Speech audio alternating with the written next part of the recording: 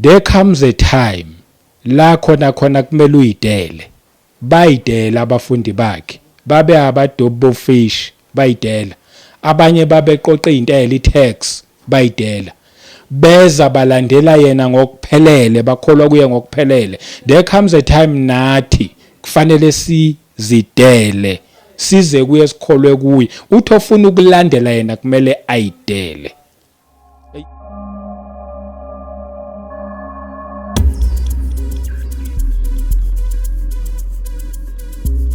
Welcome once again kwiKota2 Media. Igama lami ngumduduzi ngwakashabangu. Siphinde sibonge, siphinde sahlangana futhi sokhuluma nje indaba ezimnandi, indaba ethinta umuntu kanye noNkulunkulu. Ngibingelele nje futhi ngibonge kwabasanda kuhlangana nale channel nabasanda kusubscribe. Ngithi ngibonge kakhulu kinina nonke ngisho nalabo abasubscribe kudala. Ngiyanibonga kakhulu. Ngibonge nje nama returning viewers kakhulu. Ngibonge nje namazwi enisikhuthaza ngawo amahle nakhayo. Ngibonge ngakho konke enikwenzayo. Abanye basikhuthaza financially. Ngithi nje mangidlulise konke lokho kubonga. Ngizothi ke nawe mangabe uyaqala nje ukuhlana nale channel, khuleka ucomment, ulike, ushare, wenze nje konke okuhle okwenzwa yibo bonke abantu. Namhlanje ke sobhekana nayo message la ku Matthew. Yeah, Matthew chapter 16. So qala nje from verse 24. Indaba yethi ilapho namhlanje. La kimi ifundeka khona kanjena ke ku verse 24. Ithi, then Jesus said to his disciples, if anyone desires to come after me, let him deny himself and take up his cross and follow me. uJesu wakhuluma lamazwi, khuluma kubafundi bakhe ngaleso sikhathi. Endeke abafundi bakhe basesekhona even namhlanje. Uma nje ukholwa kuJesu ukuthi uyinkosi nomsindisi okuphela kwakho, umlandela, uyidisciple yakhe yangalesi sikhathi samanje, ngumfundi wakhe, ekusho ukuthi lamazwi uma aye apply kubafundi bakhe ayehamba nabo ngalesi sikhathi, namanje futhi the very same message isa apply nakithi thina esiphila nini kulesi sikhathi samanje. Ithini ke le message? Ithi, if anyone desires to come after me, uma kukhona ofuna ukungilandela, loyo nje ofuna ukumlandela noma ngabe muphi, othi nje mina ngifuna ukulandela uJesu Kristu, ekhuluma nabafundi. Ukhumbule la wayekhuluma nabantu abamlandelayo, but uthini kubona? Uma kukhona ofuna ukungilandela, uthi let him deny himself. Ukuqala lokho, let him deny himself, ukunderline nje lokho, bese futhi and take up his cross, uunderline nalawo mazwi and follow me, uunderline futhi nalawo mazwi lawo. Wayekhuluma nabafundi ayebabizile, wababiza abafundi bakhe. Abanye wayebathola bedoba inhlanzi lapha yabathola khona. Manje siyabatshela abanye bathola lapha nalapha, but uthini manje? Uthi uma ngabe umuntu efuna ukungilandela, let him deny himself. Yena kusho ukuthi makazikhohlwe yena, azidinaye yena, azirejecte. Ama version asho kanjalo ukuthi azirejecte yena okokuqala nje lokho. Ngiyazi ukuthi most of the time mangabe silifunda leli verse leli, lamazwi lawo especially mangabe lithi iBhayibheli let him deny himself, sasithathe ukuthi lithi let us deny our sins. Yebo, izono zethu kufanele siyeke. Konke nje lokho kubi ebesikwenza before sisindiswe, konke lokho kuyisono kufanele sikiyeke. Konke lokho. But la uthi let him deny himself. Akathi let him deny his sins. Izono sesiyekile manje. Ukhuluma nabantu la ahamba nabo asebeyekile izono.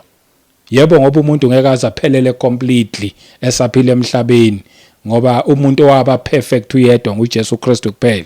Kodwa la ukhuluma nabantu abesebebejile izono zabo, but manje uthi let them deny themselves. Okusho ukuthi ngiphinde ngicacise, uma uyeka izono zonke, ngabe ubuphuza, uyekela ukuphuza, uyekela ukubhema, uyekele intombi nabafana, uyekele konke nje ukutshontsha, ukuqamba amanga, konke lokho, lapho you are rejecting sins. Uyekela izono, you are denying sins. But la likhuluma about denying yourself and myself.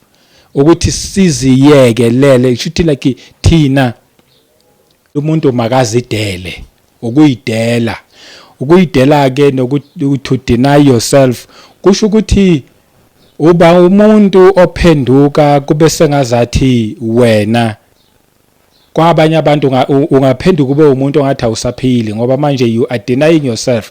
Kunezinto yabona umuntu who is denying himself ilo muntu obethi okay angenze nje ngaba abafundi bakhe ababedoba inhlanzi. Uma ngabe thi let them deny themselves umsebenzi wabo kwakukudoba inhlanzi babephila ngakho. Abanye babe namaphupho ukuthi yabona from ekudobeni inhlanzi ngizokwenza futhi nalokho mhlambe le business lokudoba ngilithathe ngilibeke to another level.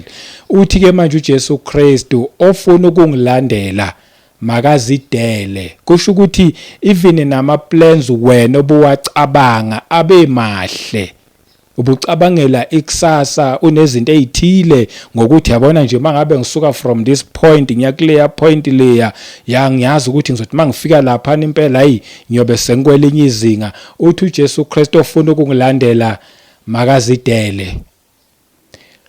Amaphupho ethu esinawo uchaza ukuthi uJesu Kristu amaphupho ethu yebo sinawo ngoba singabantu ngeke singaphuphi but amaphupho ethu esinawo mawusufuna ukulandela uJesu Kristu kufanele ukuthi uwadele ukuzidela lokho uwadele kwawona bese ulandela yena bese kuba uyena manje okudirector ngithi ulandela yena mayithi siyajika la ujike mayithi siyajika la ujike mayithi siyama la ume mayithi sihamba uhambe.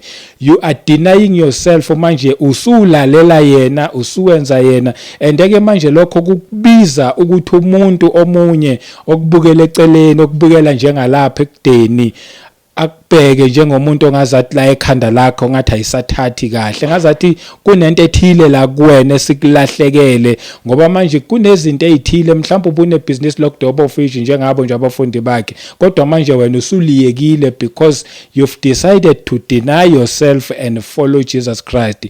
Achaza lokho lawo mazwi ukuthi makazidele makazi reject yena kodwa bese landela uJesu bese laqhubeka ke lapha lithi athwala isiphambano sakhe. Ngithe nje swa-underline nawo futhi lawo mazwi lawo ukuthi bese ke manje uthwala isiphambano sakho kwenze njani ukuthwala isiphambano ayithi manje usuyidelile wena walandela uJesu Kristu okubukayo ubona umuntu engazathi azithi mzala la ekhanda lakhe and ngesikhathi ebuka umuntu ongathi azithi mzala la ekhanda lakhe omunye uyoza kutshele futhi ukuthi ayi wena ngazathi la ekhanda lakhe ayisaphelelanga kahle ngalo Jesu kwakho andeke konke lokho okuqhamuka kube ngama persecutions ke aqhamuka nangendlela eziningi nangamazwi nje umuntu ekhuluma ekwenza ukuthi uzibone ngazathi ngempela le ndlela oyilandela akusiyona iphathi yawo ama persecutions naleyo iphathi leyo yokuthwala isiphambano sakho ngoba manje uma lithi iBhayibheli uthwala isiphambano umlandele ingoba kwayena uJesu wasithwala isiphambano ngesikhathi ke nesithwele isiphambano ngoba nje khuluma ngesiphambano la ngesikhathi yena eyothwala isiphambano washaywa wathukwa wadelelwa wenziwa yonke into ongayicabanga embi eyayingenziwa kumuntu yenziwa kuyena.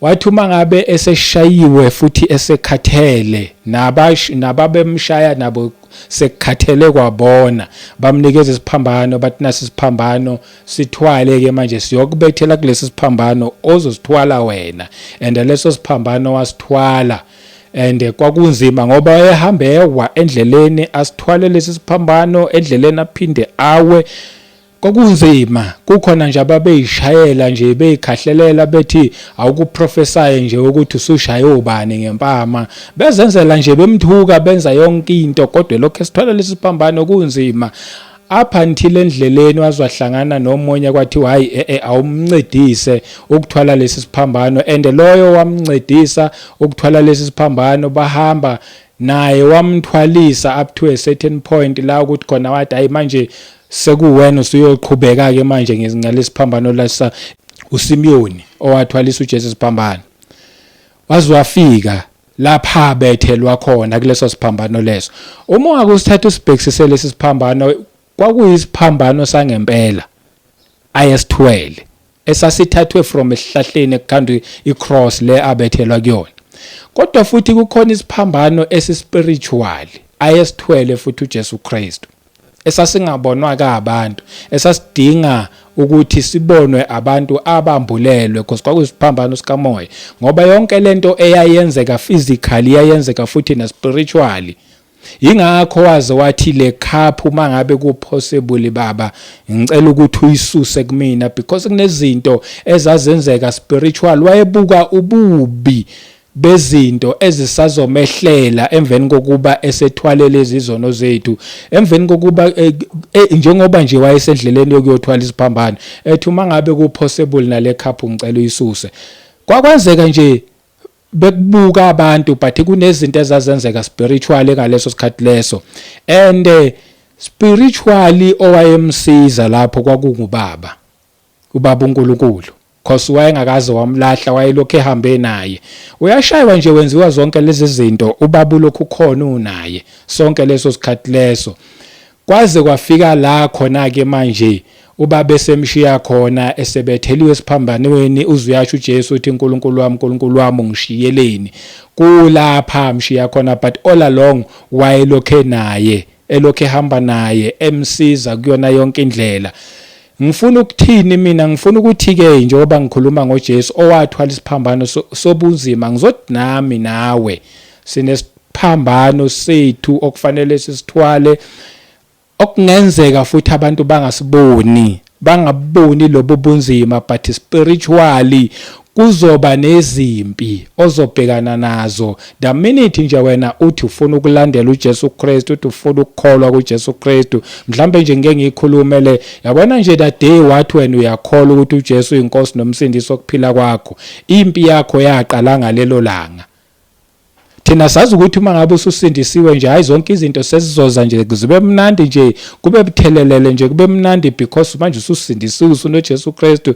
Cha, impi yaqala la day uconfess uJesu njengenkosi nomsindisi, waqala lapho ukuthwala isiphambano, yaqala lapho impi. Uma ngabe umlandela ngempela ngeqiniso, ngoba uma umlandela ngeqiniso ngeke kungabi nazimpi, ngeke kungabi na inkulumo, ngeke kungabi nesiphambano ozosithwala endleleni. Kodwa ke ngabe ukuthi awulandeli yena ngendlela, vele yonke into izoshelelela nje kube mnandi. But ke noma ungazuza ukubhekane nabo bonke ubunzima, okuhle ukuthi uthi ubhekana nabo bonke lobo bunzima loyo usuku ungewedwa, usuku unenkosi uJesu Kristu futhi ekuphile nomoya oyingcwele oyokusiza kuyona yonke indlela ekhona ubaba ekubhekile kuzona zonke izinto.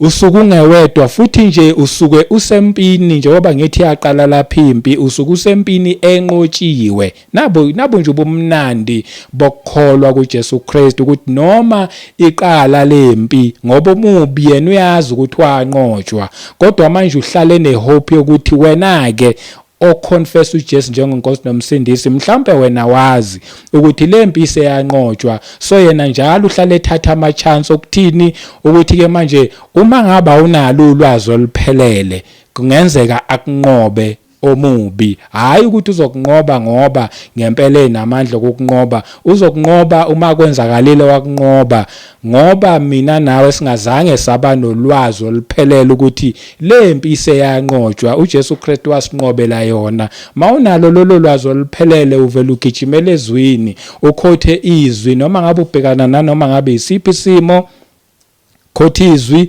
ukuthi izwi lithi, and thina simnqoba ngalo ke izwi, njengoba nje lisho iBhayibheli lithi babe nqoba ngezwi lobufakazi babo. Ngempela futhi sikhothe ezwini sithi izwi lithi, ukuze sizokwazi ukuthi simnqobe lo omubi. But lempi yaqala eseyanqotshwa, thina sihamba noJesu nje, sihamba sinqobile. Yebo uyobhekana kodwa nazo zonke izinto, ngoba manje the minute you denying yourself, kusho ukuthi kusengenzeka futhi uma ngabe ethi uJesu kuwena ushiya umsebenzi, ngempela futhi usengawushiya.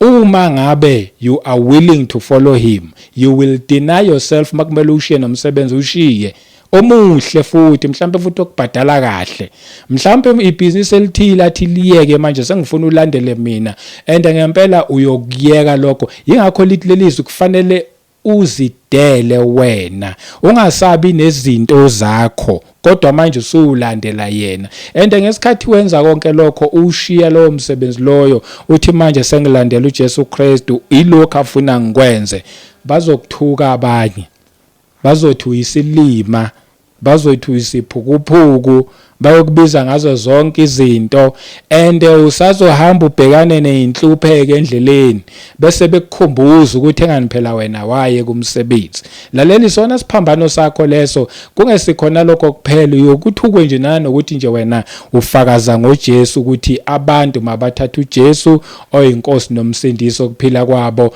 When yobuthukwa for zonke lezo zinto lezo, ikhona kuthwala isiphambano sakho ke lezo, yobhekana nazo zonke izinto ezinzima, but uthi uJesu kufanele sithwale isiphambano sethu, senze njani bese siyamlandela. Athi amazwi alandelayo, and follow me, bese sikwazi ukuthi simlandele. Angeke sikwazi-ke, chaza ukuthi angeke sikwazi ukulandela uJesu Kristu singakayideli. Ngithe mina izono ihlala eceleni, izono vele kufanele iyekwe, seyiyekiwe ke manje. Awukwazi ukumlandela uma ngabe wena awukakayideli. Awukwazi futhi ukumlandela uma ngabe kuukuthi wena awukafuni ukuthwala isiphambano. Kodwa the minute usuyidela, usuthwala isiphambano, then uthi uJesu usungathi ke manje usuyamlandela. Ake siqhubeke ke naleli verse, ithi ku verse 25, for whoever desires to save his life will lose it, but whoever loses his life for my sake will find it. Lithi lo naloyo ofuna ukugcina impilo yakhe iyakumlahlekela.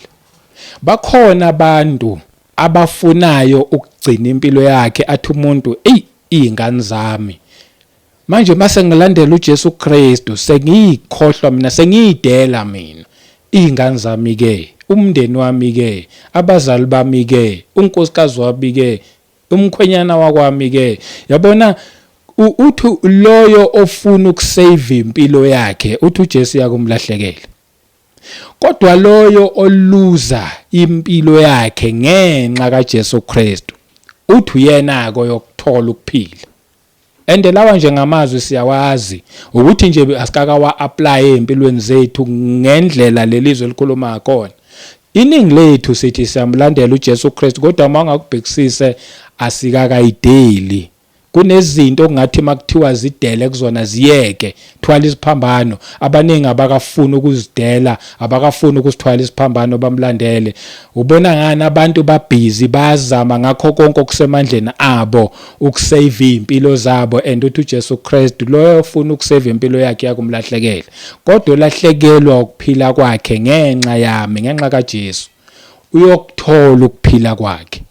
I-choice ke nje isemntwini ukuthi wena mawuzwa lamazwi lawo ikhona kuyikuphi ufuna ukukwenza, ufuna ukulandela, wenze kuphi. But ake sithi nje ukuqhubeka nalo leli verse, ithi ku verse 27, ku verse 26, for what profit is it to a man if he gains the whole world and loses his own soul?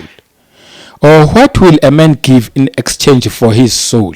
Yabona ke leli iverse esijwayele nje ukuthi sivangele ngalo, sikhulume kubantu abangakholwa. Ake libuye kithi ke namhlanje likhulume kumuntu okholwayo.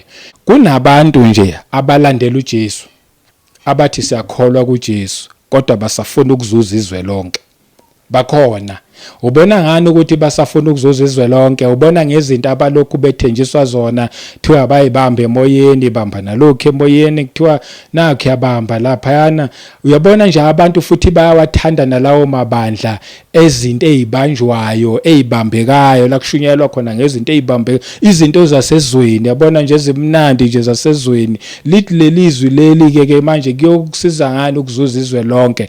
Abaningi abantu basemasontweni balandela uJesu Kristu, balenze ivangeli lika Kristu laba yifashion, in a sense noma in a way leyo ukuthi abantu bafuna ukuzuza izwe lonke. Siyamlandela uJesu sikhona sibaningi ngoba ekugcineni sifuna ukuzuza izwe lonke, khona sothi mase sesilizuzile lelizwe lonke bese siyabuka bese siyahlonishwa. Iningi lethu linjalo. Ngithi mina leli verse sijwayele ukuvangela ngalo sikhuluma abantu abangakholwa, manje ke selikhuluma kuthina ukuthi ke manje wena ofuna ukuzuza izwe lonke, wena oweze insindisweni ngenhloso yokuzozuza, yokuzogaina, yokuzoprofita la insindisweni, uthi uJesu kuyokusiza ngani ukuzuza izwe lonke, bese ulahlekelwa umphefumulo wakho. Ngoba the minute ufuna ukuzuza izwe lonke uyashift ekulandeleni uJesu Kristu, and manje mawusushift ekulandeleni uJesu Kristu uyolizuza izwe, kodwa manje ulahlekelwa umphefumulo wakho. Okungcono landela uJesu Kristu, ungazuzi lutho la ezweni. Mangabe kumele ungazuzi lutho, kulungile, enganisona siphambano sakho lesi wena osithwele ke manje wahamba naso njengoba ulandela yena. Uthi ke kumsiza ngani umuntu ukuthi azuze izwe lonke? Iningi lethu kunzima ukuyidela, kunzima ukuzirejecta, ukuzidinaya silandela uJesu Kristu, kunzima ukuthwala isiphambano ingoba sibhizi siyasebenza kanzima ukuze sizozuza izwe lonke silokhu silandela uJesu Kristu. Mawasibhekisisa kahle sithi silandela yena, sithi sikholwa kuye, kodwa deep down sifuna ukuzuza izwe. And kuyokusiza ngani? Uthi futhi noma yini ke mhlambe singayikhiphi behlengo ukuthi sikwazi ukuthi siphephise imphefumulo yethu, mhlambe kusuluzuze lonke izwe ke walizuza ngempela lonke. Uthi kodwa ikuphi oyokukhipha ukuze ukwazi ukuthi usave umphefumulo wakho? Kushuthi ayikho even enana nentengo yemali prize, ayikho ukuthi ungathi mina nginama billions athile, mina nayi imali ethile ukuze ngizokwazi ukuthi ngisindise umphefumulo wami. Akukho, ngeke kuze kwenzeke apha until umuntu ayidele nje alandele uJesu Kristu. Ithi ku verse 27, for the Son of Man will come in the glory of his Father with his angels, and then he will reward each according to his works. Indodana yomuntu yoza ngenkazimulo kaBaba wayo kanye nezingelosi zayo. Siyeza ke leso sikhathi, siyeza leso sikhathi. Abanye bathi hawu uJesu safika, cha, uyeza futhi uyeza masinyane, and sekukumasinyane ngempela ke manje. Lithi indodana yomuntu yoza ngenkazimulo kaBaba wayo nezingelosi zayo. Siyeza leso sikhathi, and then he will reward each according to his works. Omunye nomunye uyorewardwa ngokwemisebenzi yakhe, noma uyozuza ngokwemisebenzi yakhe. Ayangiphinde nje ngifunde nangezulu. Ngokuba indodana yomuntu iyakuza ngenkazimulo kayise kanye nezingelosi zayo, khona ke iyakuvuza ilo nalo ngesenzo sakhe, iyakuvuza ilo nalo ngesenzo sakhe, iyakurewarda omunye nomunye ngokwemisebenzi yakhe. Malisho kanje lelizwi ukuthi siyokurewardwa ngokwemisebenzi yethu, okusho ukuthi uthi uJesu Kristu kulaba bayozidela bathwala isiphambano sakhe. Ekuyideleni nokuthwala isiphambano nasekumlandeleni kunemsebenzi. Okunjalo yilo osebenzayo, yilo osebenzela umbuso kaNkuluNkulu. Onjalo lo ofike yena ayidela athwala isiphambano alandela uJesu Kristu, usuke ke manje esethi mina ngisemsebenzini wokuzosebenzela inkosi uJesu Kristu, and loyo usuke idelile. Kushuthi kukhona ngalelo langa lele buya ngenkazimulo kaBaba nezingelosi abayorewardwa ngokwemisebenzi yabo, abangazange bafuna ukuzuza izwe lonke kodwa babesebenzela umbuso kaNkuluNkulu, and labo bayorewardwa, bayokwazi ukukhomeliswa ngokwemisebenzi yabo. Bese kuba khona labo abathi thina sifuna ukuzuza izwe, abajabulela lezi intshumayelo zezwe ezithi zuza izwe, nabo labo bayotholakala bengasebenzanga ngoba bona bebesebenzele ekuzuzeni izwe instead of basebenzele umbuso kaNkuluNkulu. Labo kuyothuma sekonyeliswa abanye berewardwa bezuza, bona bayotholakala bengatholi lutho ngoba manje bona bafunanga ukuyidela, abafunanga ukuthwala isiphambano, abafunanga ukumlandela uJesu Kristu, kodwa babethi bayamlandela. Yonke into esiyenzayo sisazozuza ngayo, sisazorewardwa, especially kulabo abasebenzayo embusweni kaNkulunkulu. Ingakho ethi uJesu nje ofuna ukulandela mina makayidele. Mina ngishiya nje konke lokho kuhle kwasemhlabeni, zidele nje bese uyamlandela, and mawumlandela uzokwenza lokhu naye akwenza. Uma ngabe wayishumayela uyoshumayela, ikhona ke ukuthwala isiphambano nokumlandela lokho. Uma ngabe wayephilisa abantu nawe uyophilisa abantu, uyokwenza konke lokho okuhle, lokho kuyothi ekugcineni bese uyazuza. Ngizothi mina kunenzuzo ekulandeleni uJesu Kristu nasekuyideleni nasekuthwaleni isiphambano, kunenzuzo. Ngizothi futhi kumuntu ongakakholwa kuJesu Kristu, ngizokucela futhi ngizokunxusa, ngizokwazisa ukuthi woza nje ukholwe kuJesu, umthatha abe inkosi nomsindisi wokuphila kwakho, ngeke uzulahlekelwe. La emhlabeni ngeke kubonakala, la emhlabeni koba sengazathi uyisiphukuphuku, uyisiwula, koba sengazathi la emhlabeni uyalahlekelwa la emhlabeni. Kodwa ngale embusweni kaNkulunkulu kune reward for wena. Uma ngabe nje uthi mina ngifuna ukuthatha uJesu abe inkosi nomsindisi, bese kuthi kumuntu vele ohambayo noJesu, okholwa kuJesu Kristu, there comes a time la kumele khona uyidele khona. There comes a time la khona kumele uthi nami ngiyasithwala lesi siphambano, ngibuzwe lo bunzima. Uthi uJesu mangabe kuukuthi ngathukwa nani nizothukwa, mangabe kuukuthi kwenziwa konke okubi nakunina, ngoba ayi-servant ayikwazi ukuba ngaphezulu kwemaster. Kodwa uthini? Uthi kodwa sihlale kuyena, sikholwe kuye, ngoba yena wawenza umsebenzi wawuqeda. Ake ngiqedelele nganalo leli verse elitholakala ku verse 28, ithi assuredly I say to you, there are some standing here who shall not taste death till they see the Son of Man coming in his kingdom. Ngokweqiniso, isiqinisekiso lesasishoyo. Uthi khona bamile khona la abangeke baze bafe bengazange bayibone indodana yomuntu iza ngombuso wayo. Njengoba nje uJesu nje umbuso wezulu usufune nokulunga kaNkulunkulu and sizokuthola. Uthi inangesikhathi samanje khona bangeke badlule emhlabeni bengazange bayibone indodana yomuntu iza ngombuso wayo. Usho njalo uJesu Kristu. Ngizothi nje mina lithi izwi likaNkulunkulu, there comes a time la khona kumele uyidele. Bayidela abafundi bakhe, babe abadobi bofish, bayidela. Abanye babeqoqa intela i-tax, bayidela. Beza balandela yena ngokuphelele, bakholwa kuye ngokuphelele. There comes a time nathi kufanele sizidele, size kuye sikholwe kuye. Uthi ofuna ukulandela yena kumele ayidele. Yabona nje uma ngabe uyawakholwa lamazwi, khona abawezwayo lamazwi even namanje, abangeke badlule emhlabeni bengayibonanga indodana yomuntu iza ngombuso wayo, owumbuso wezulu. And la amazwi akhona njengoba ekhona nje ebhalwe kanje, ayisiqinisekiso futhi kithina sonke esikholwayo kuphe enkosini. Uma ngabe uyalikholwa izwi likaNkulunkulu, uma ngabe uyakholwa ukuthi lamazwi aliqiniso futhi ayaphila, kumele senze njani? Siyidele. Yebo ngangifisa lokho nalokho, but manje sengilandela uJesu Kristu. Njengoba sengilandela uJesu Kristu nje kusho ukuthi sekumele ngizwe ngaye, ukuthi mayethi ngime nyama, mayethi sahamba siyahamba, mayethi ngihambe ngiyoshumayela, mayethi ngenze lokho ngizokwenza. Ngani? Ngoba manje sengizwa ngaye. Bekuyile message namhlanje. Igama lami ngumduduzi kaWashabangu. uNkulunkulu emuhle anibusise nonke emakhaya, abusise nemindeni yenu, abusise nje nale message ayandise, ihlale enhlizweni zenu, ikhule, siphelele ekumazini nasekumlandeleni uKristu. Asibuye futhi sihlangane kwivideo elandelayo. Amen.